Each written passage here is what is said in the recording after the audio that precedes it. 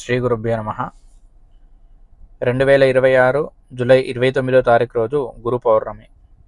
అసలు గురువు అంటే ఎవరు అంటే, మనకు తెలియని విషయాలు మనకు చెబుతూ, మన జీవితాన్ని మార్చుతూ, మనల్ని ఒక ఉన్నతమైన స్థాయిలో ఉంచే వ్యక్తియే గురువు.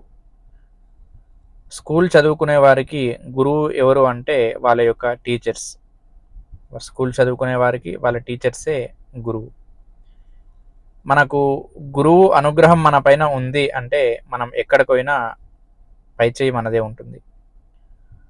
గురువు గారి అనుగ్రహం మన పైన ఉంది అంటే మనము ఒక ఉన్నతమైన స్థాయిలో మనం ఉంటాము.